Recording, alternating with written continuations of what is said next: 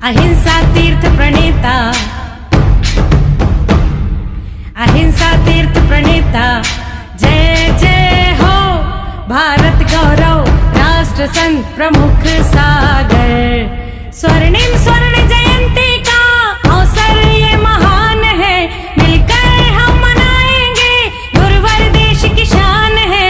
प्रमुख सागर जय हो गुरुवर, प्रमुख सागर जय हो गुरुवर।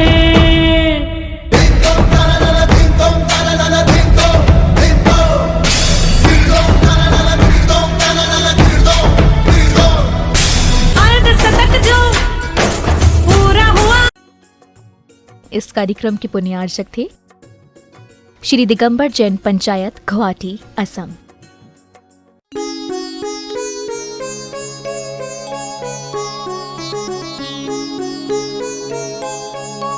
अभ्य चित्त अभव्य चित्त विक्षेप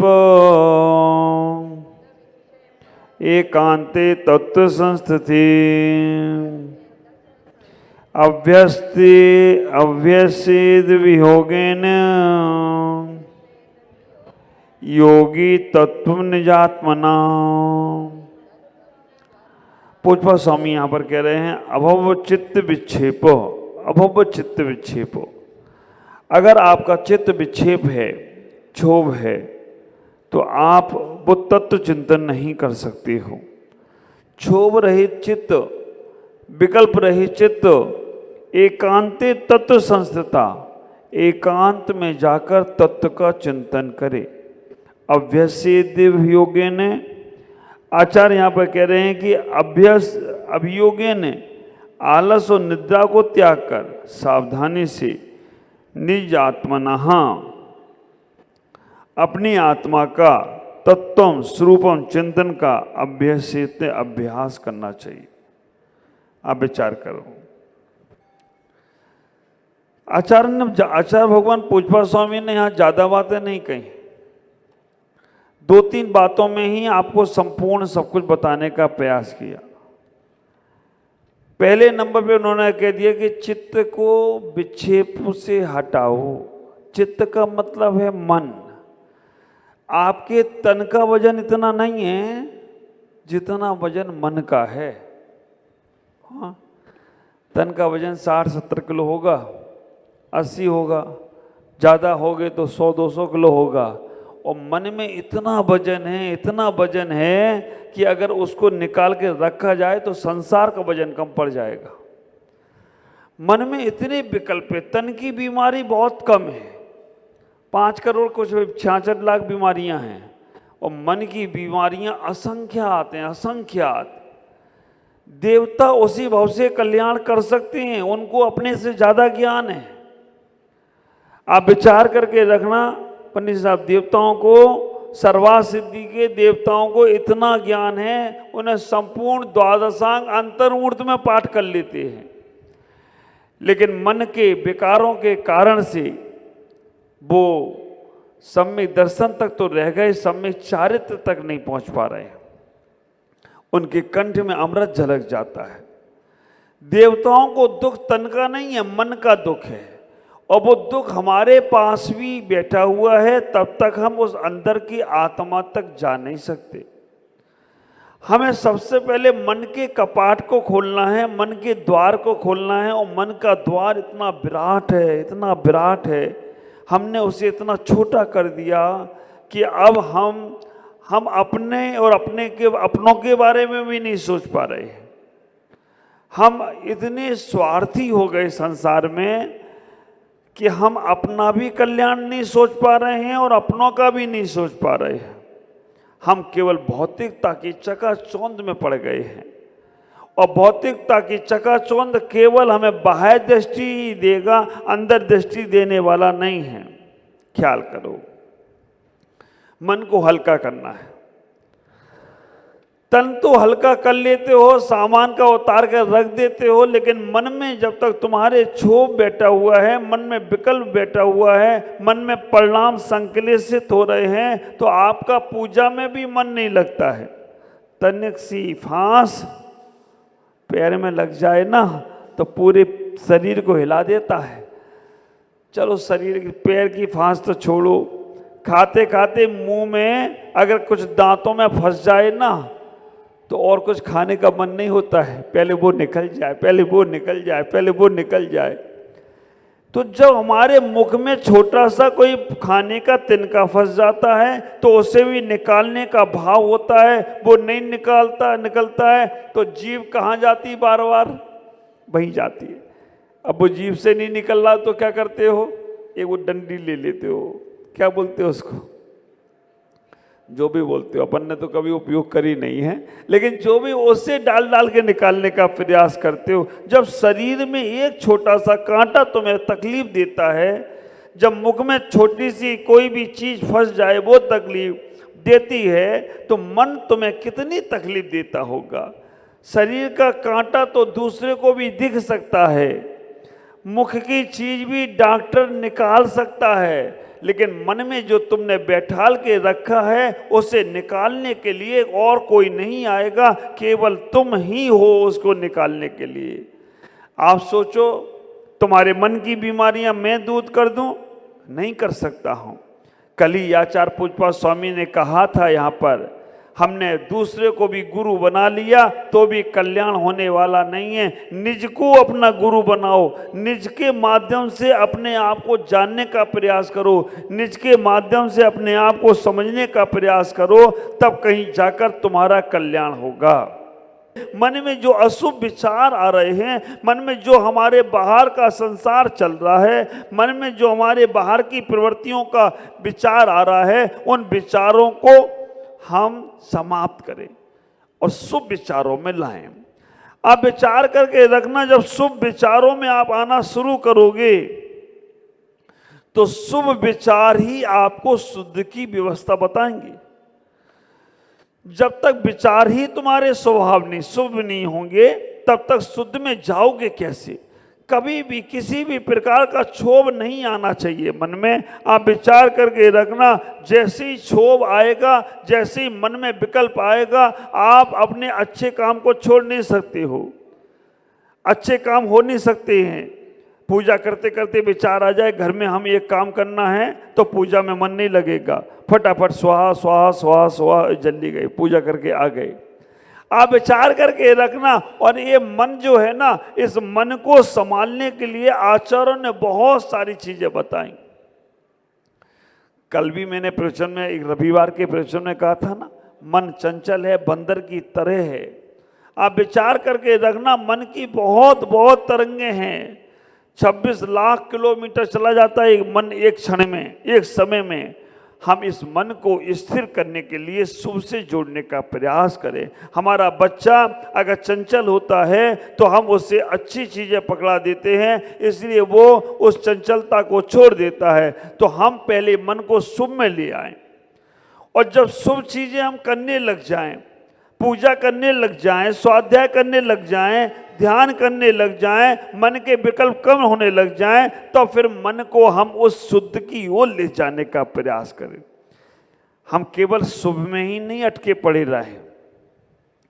ये बात का आपको एक एहसास हो जाना चाहिए कि पूजा, स्वाध्याय, आहारचर्या, साधु के साथ बैठना, ये सब हमारी परिधि है। इन परिधियों से हमें केंद्र में जाना है। और केंद्र क्या है?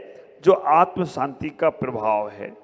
केंद्र क्या है? जो बाहर के विकल्पों से तुम्हें रोक देता है। एक बार ख्याल करके रखना, मैंने ये बात पहले भी कही है, जब तक तट पर रहोगे तब तक लहरें दिखेंगी, और जब तल में चले जाओगे तो लहरें नहीं दिखेंगी, रत्न प्राप्त होगी।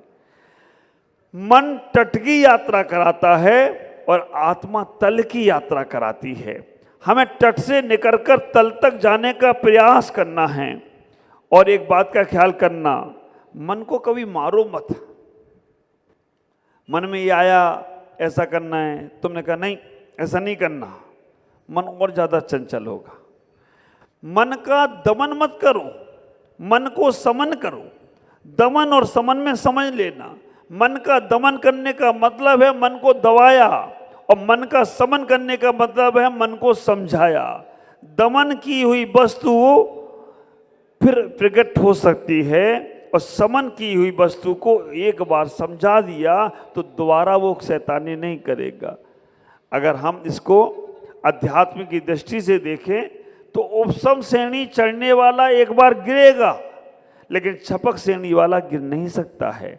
उपसम श्रेणी दमन और छपक श्रेणी है समन। तो हमें मन को समझाओ।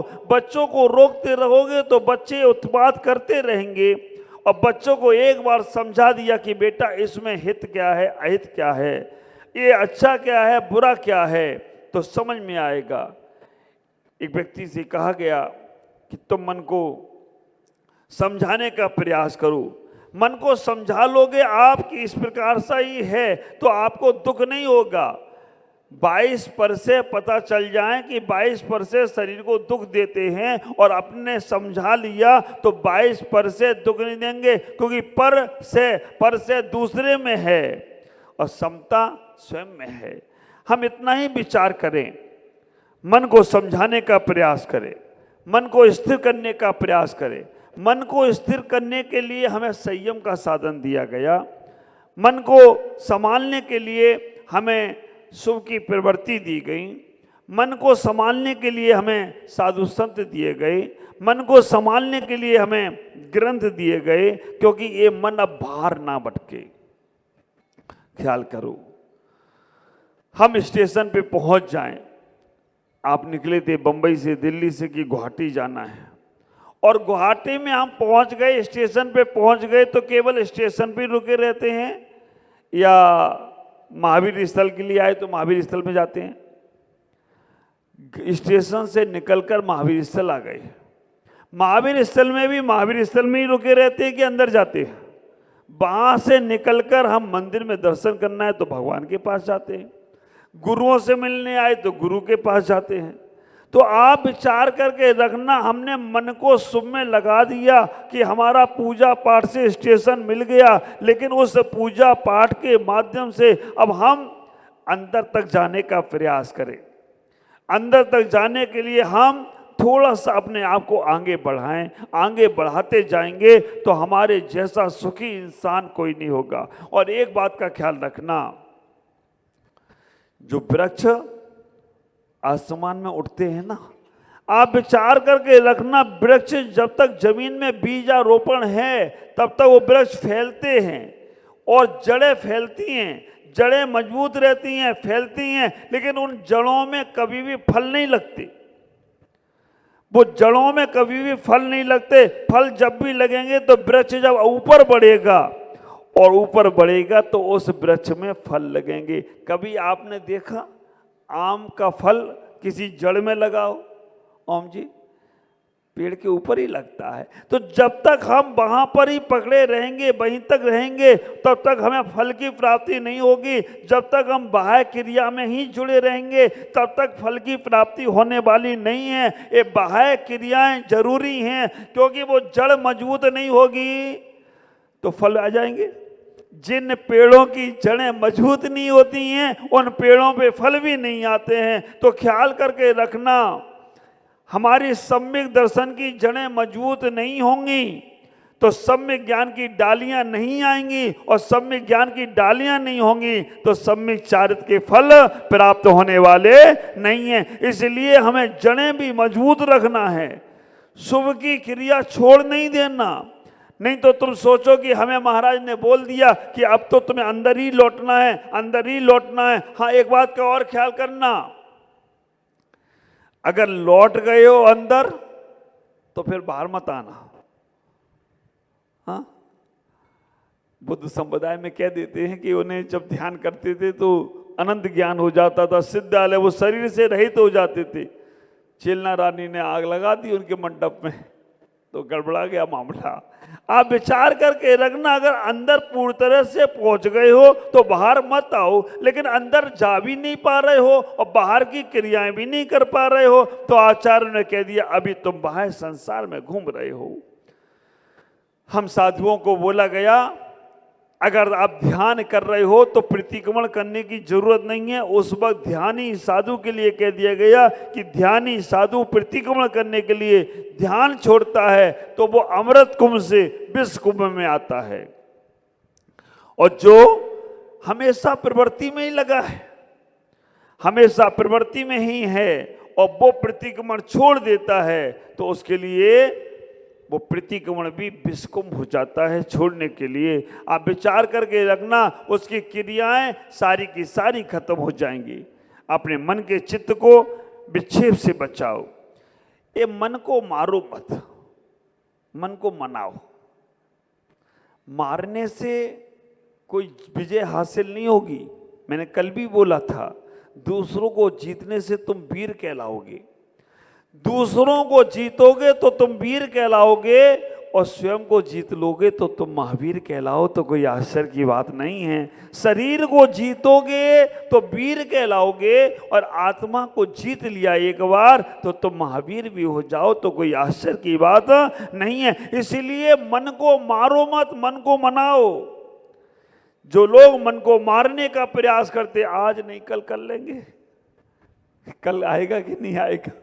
अगर आप विचार करके रखना, मन में कोई इच्छा आ गई, हमें ये करना है, हमें वो करना है, तुमने कहा कि आज नहीं करने को मिल रहा है, कल करेंगे, तो कल करते करते काल तो आ जाएगा और वो काम नहीं हुआ तो मर के उसी गति में जीव बनोगी। वो एक काम के तुम कर्ता बन जाओगे। मन का निषेध करते हो।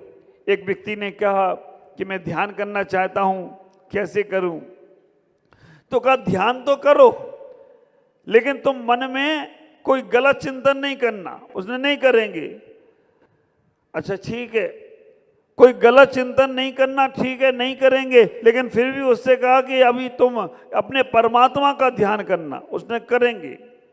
किसका ध्यान नहीं करना?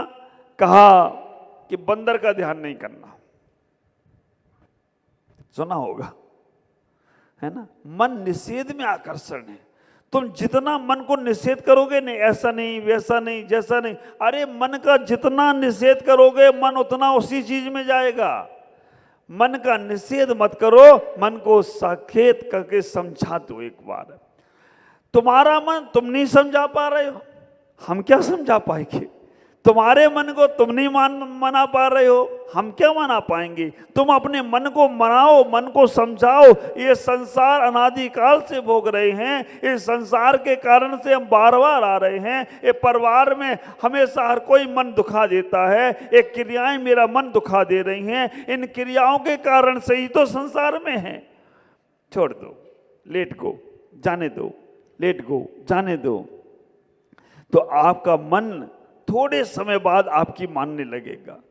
आप विचार करके रखना, थोड़े समय तक आप मन को मनाने का प्रयास करो, मन को मारो मत, तो आपका मन आपकी बात मानेगा और आपकी बात मानेगा तो आपको बहुत कुछ प्राप्त होगा। मैं आपसे इतना ही कहूँगा।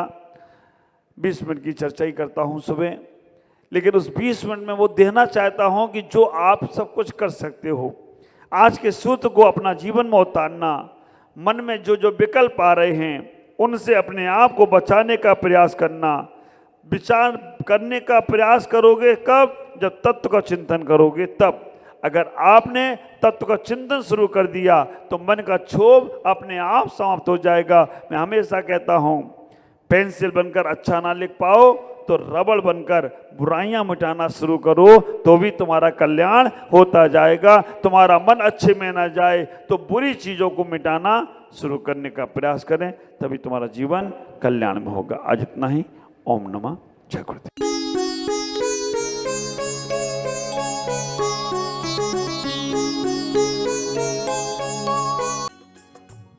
इस कार्यक्रम के पुण्यार्चक हैं श्री दिगंबर जैन पंचायत, गुवाहाटी, असम।